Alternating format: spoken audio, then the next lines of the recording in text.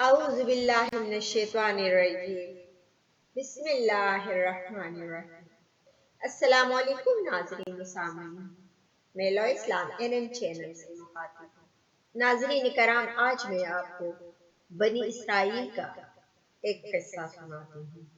قرآن پاک میں اللہ پاک نے بنی اسرائیل کو بے شمار نعمتیں عطا کی، اور اللہ پاک ان نعمتوں کا ذکر قرآن پاک میں خود فرما رہے ہیں۔ سورہ بقرہ آیات نمبر 47 سے لے کر 72 تک ہے۔ اللہ پاک فرماتے ہیں، اے بنی اسرائیل، یاد کرو میری ان نعمتوں کو جس سے میں نے تمہیں نوازا تھا، اور اس بات کو کہ میں نے تمہیں دنیا کی ساری قوموں پر فضیلت عطا کی تھی، اور یاد کرو وہ وقت جب ہم نے تم کو فرعونیوں کی غلامی سے نجات بخشی۔ انہوں نے تمہیں سخت عذاب میں مبتلا کر رکھا تھا، تمہارے لڑکوں کو ذبح کرتے تھے اور تمہاری لڑکیوں کو زندہ رہنے دیتے تھے، اور اس حالت میں تمہاری رب کی طرف تمہاری بڑی آزمائش تھی۔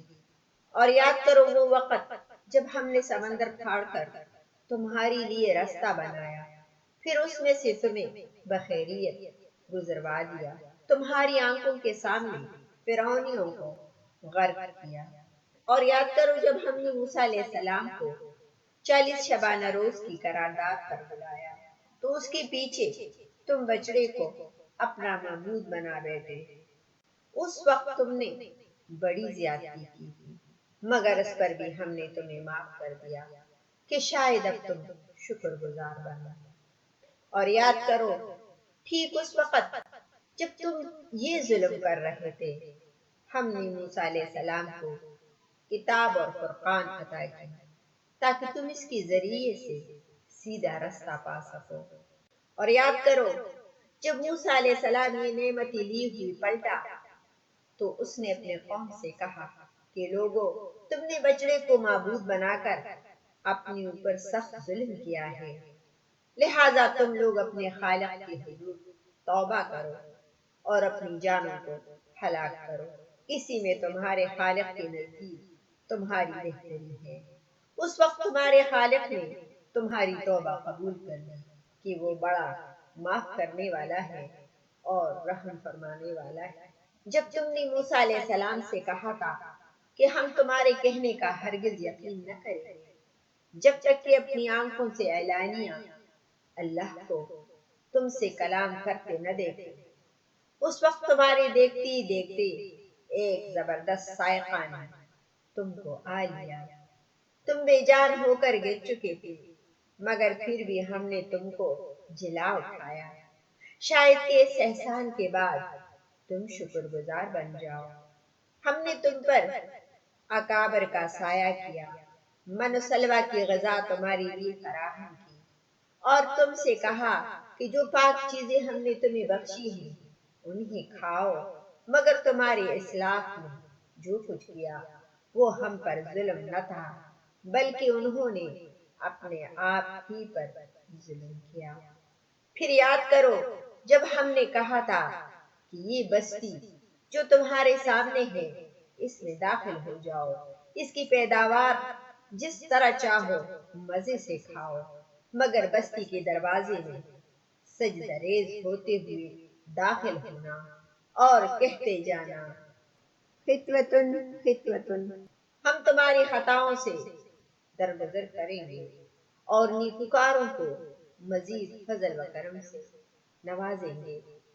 اور یاد کرو جب موسیٰ علیہ السلام نے اپنے قوم کے لیے پانی کی دعا کی، تو ہم نے کہا کہ فلاں چٹان پر اپنا عصا مارو، چنانچہ اس سے 12 چشم پھوٹ نکلے، اور ہر قبیلے نے جان لیا کہ کون سی جگہ اس کی پانی لینے کی ہے۔ اس وقت یہ ہدایت کر دی گئی تھی کہ اللہ کا دیا ہوا رزق کھاؤ پیو اور زمین میں فساد نہ پھیلاتے پھرو۔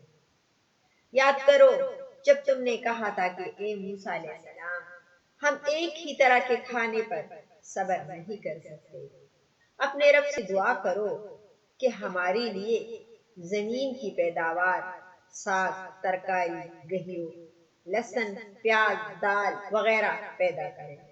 تو موسیٰ علیہ السلام نے کہا، کیا ایک بہتر چیز کے بجائے تم ادنا درجے کی چیزوں کو ترجیح دیتے ہو؟